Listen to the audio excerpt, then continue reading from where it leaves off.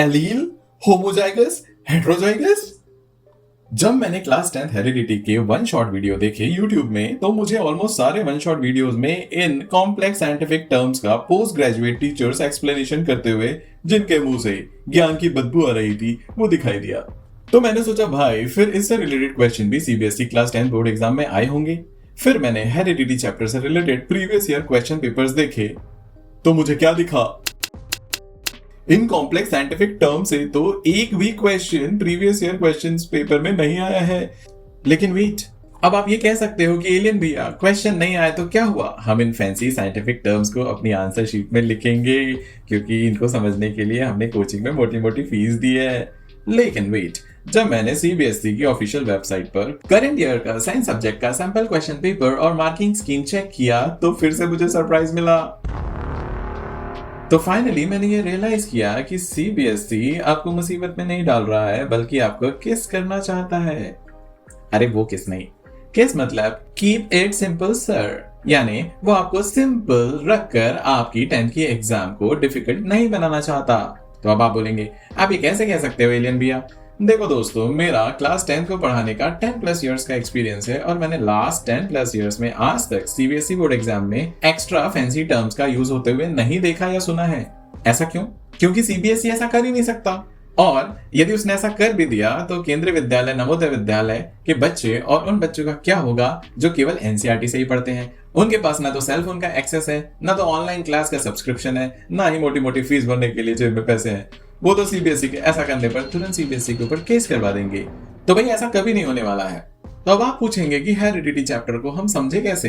देखो भाई, अब मैं आपसे कुछ छुपाने वाला नहीं हूँ। आज मैं आपको ऐसा कुछ बताने वाला हूँ जिससे आप हेरिडिटी चैप्टर को ही नहीं, साइंस क्लास 10th के सारे चैप्टर्स को आप समझ जाएंगे। और ये ही नहीं, आगे आप 11th और 12th में भी एनसीईआरटी को अच्छे से डिकोड कर लेंगे। और वहां पर यदि आप नीट और जेईई की प्रिपरेशन करेंगे तो ये आपको बहुत काम आने वाला है। देखो, ये तो बात जब मैं टीचर्स की ट्रेनिंग लेता हूं तब उन लोगों को बताता हूं, लेकिन अब इसको जरा ध्यान से समझना। चलो, सबसे पहले सीबीएसई एकेडमिक की ऑफिशियल वेबसाइट पर जाकर के अपना साइंस का सिलेबस देखो। ये देखना आपके लिए बहुत ज्यादा जरूरी है। इसमें साइंस के सिलेबस के सबसे लास्ट पेज पर आपको बहुत ही इंपॉर्टेंट सा एक टेबल दिखाई देगा। दिखा? देखो, ये है सरप्राइज।